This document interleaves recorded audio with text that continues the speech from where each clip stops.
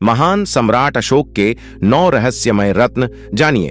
उनका रहस्य। सम्राट अशोक को देवानाम प्रिय अशोक मौर्य सम्राट कहा जाता था। देवानाम प्रिय का अर्थ देवताओं का प्रिय। ऐसी उपाधि भारत के किसी अन्य सम्राट के नाम के आगे नहीं लगाई गई। सम्राट अशोक का नाम संसार के महानतम व्यक्तियों में गिना जाता है। ऐसा माना जाता है कि ईरान से लेकर बर्मा तक अशोक का साम्राज्य था। अंत में कलिंग युद्ध ने अशोक को धर्म की ओर मोड़ दिया। अशोक ने जहां जहां भी अपना साम्राज्य स्थापित किया, वहां वहां अशोक स्तंभ बनवाए। उनके हजारों स्तंभों को मध्यकाल के मुस्लिमों ने ध्वस्त कर दिया। अशोक के समय मौर्य राज्य उत्तर में हिंदू कुश की श्रेणियों से लेकर दक्षिण में गोदावरी नदी के दक्षिण तथा मैसूर, कर्नाटक तक तथा पूर्व में बंगाल से पश्चिम में अफगानिस्तान तक पहुंच गया था। यह उस समय तक का सबसे बड़ा भारतीय साम्राज्य था।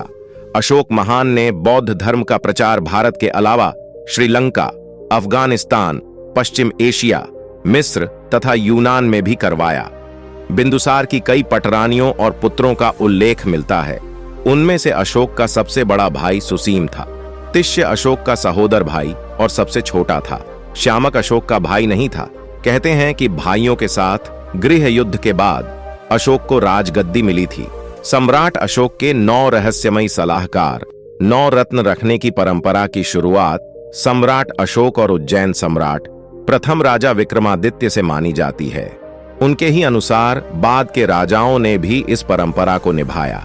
अकबर ने अपने दरबार में 9 रत्नों की नियुक्ति सम्राट अशोक के जीवन से प्रेरित होकर ही की थी। अकबर ने अशोक की लगभग सभी नीतियां अपनाई थीं, जिसके चलते उन्हें महान घोषित किया जा सकता था। इतिहासकारों ने ऐसा किया भी। हालांकि अकबर ने किसी अन्य धर्म को अपनाने के बजाय खुद ही एक नया धर्म चलाने का प्रयास किया और वे उसके संस्थापक बन बैठे। कुछ लोग कहते हैं कि अशोक के साथ ऐसे 9 लोग थे जो उनको निर्देश देते थे, जिनके निर्देश और सहयोग के बल पर ही अशोक ने महान कार्यों को अंजाम दिया। ये 9 लोग कौन थे? इसका रहस्य आज भी बरकरार है।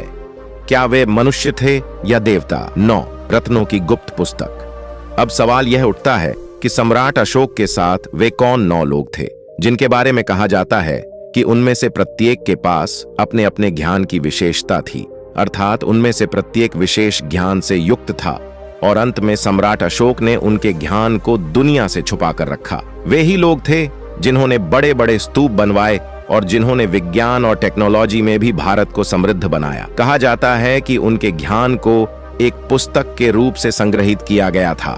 जिस पुस्तक को किसी विशेष व्यक्ति को सुपुर्द किया गया, उसने पीढ़ी दर पीढ़ी उस पुस्तक या उसके ज्ञान को आगे फैलाया। हालांकि यह रहस्य आज भी बरकरार है।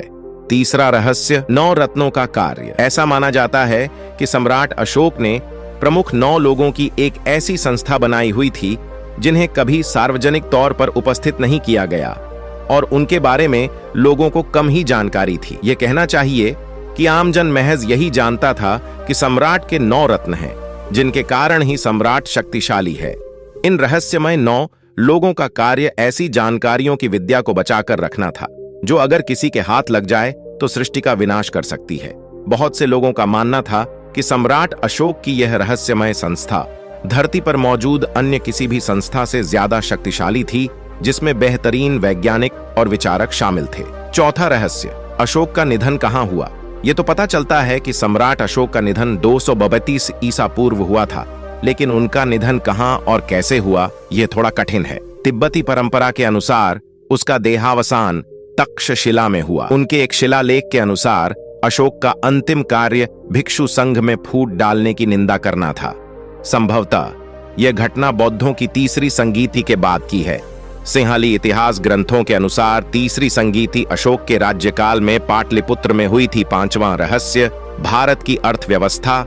नोबेल पुरस्कार विजेता अर्थशास्त्री डॉ. अमर्त्य सेन के अनुसार सम्राट अशोक के काल में दुनिया की अर्थव्यवस्था में भारत की भागीदारी 45% थी और सम्राट अशोक के काल में भारत जागतिक ग्लोबल महाशक्ति था। जब मुगल और अंग्रेज आए तब तक भारत की भागीदारी 33% थी और जब 1947 में अंग्रेज देश छोड़कर गए तब 4% थी। दोनों ने ही भारत को लूटकर अरब और यूरोप को समृद्ध बनाया और आज भारत में अफ्रीका के बाद सबसे ज्यादा गरीब लोग रहते हैं। औपनिवेशिक युग 1773-1947 के दौरान ब्रिटिश भारत से सस्ती दरों पर कच्ची सामग्री खरीदा करते थे और तैयार माल भारतीय बाजारों में सामान्य मूल्य से कहीं अधिक उच्चतर कीमत पर ह्रास होता था। इस अवधि के दौरान विश्व की आय में भारत का हिस्सा 1700 ईसा पूर्व के 22.3% से गिरकर 1952 में 3.8% रह गया। अशोक के काल में भारत में जातिवाद नहीं था। उस काल में जनसंख्या भी कम थी, तो जाति विहीन शील संपन्न गुणों से उच्च आदर्श विचारों का समाज था। गुप्त काल में इस तरह के समाज को और बढ़ावा मिला। हर्षवर्धन के काल तक यह सिलसिला चला। फिर भारत के सीमावर्ती क्षेत्र में युद्ध, घुसपैठ और आक्रमण के लंबे दौर के बाद संपूर्ण भारत को तुर्क, अरब, ईरानी आदि लोगों ने रण क्षेत्र बना दिया और 7वीं सदी से ही भारत का पतन होना शुरू होने लगा, जो आज तक जारी है। सम्राट अशोक को अपने विस्तृत साम्राज्य के बेहतर कुशल प्रशासन तथा बौद्ध धर्म के प्रचार के लिए जाना जाता है। अशोक के काल में बौद्ध धर्म की जड़ें मिस्र, सऊदी अरब, इराक, यूनान से लेकर श्रीलंका और बर्मा, थाईलैंड, चीन आदि क्षेत्र में गहरी जम गई थीं। लेकिन इस्लाम के उदय के बाद हिंसक दौर में सबसे ज्यादा नुकसान बौद्ध धर्म को ही झेलना पड़ा। छठा रहस्य, अशोक के होने पर एक नजर। चूंकि भारत के एक बहुत बड़े भूभाग पर मुगलों और संपूर्ण भारत पर अंग्रेजों ने राज किया था। इस दौरान कुछ मुस्लिम राजाओं ने यहाँ की संस्कृति और सभ्यता को नष्ट करने का भरपूर प्रयास किया। बाद में अंग्रेजों ने यहाँ के इतिहास के तथ्यों के साथ छेड़खानी की और भारतीय इतिहास को जानबूझकर भ्रमपूर्ण इसलिए बनाया ताकि आने वाली पीढ़ियों को असली इतिहास की जानकारी न मिले और वह इसे असत्य मानने लगे। 1000 ईसा पूर्व के आसपास यूनान ले जाया गया था, तो कनिष्क की तिथि कम से कम 1100 ईसा पूर्व और अशोक की 1250 ईसा पूर्व और चंद्रगुप्त मौर्य की 1300 ईसा पूर्व होनी चाहिए, और इस मान से भगवान बुद्ध उनके भी पूर्व हुए थे। यदि यह मान लिया जाए तो संपूर्ण इतिहास ही बदल जाएगा। यूनानी साहित्य का सेड्रोकोटस चंद्रगुप्त मौर्य सेल्यूकस निकेटर का समकालीन था, जिसने 303 ईसा पूर्व में भारत पर आक्रमण किया था। एकदम निराधार और अनर्गल है। Deplatt in Indian chronology pre 9। अंग्रेज काल में नए सिरे से लिखे गए भारतीय इतिहास के कारण ही यह भ्रम की स्थिति उत्पन्न हुई है कि भारतीय इतिहास में ठीक ठीक तिथि निर्धारण नहीं है। भारत में अब तक जो भी सरकार सत्ता में रही, उसने भी इसकी कभी चिंता नहीं की कि भारत के इतिहास को खोजा जाए। ज्यादातर भारतीय इतिहासकारों ने विदेशी इतिहासकारों का अनुसरण ही किया है।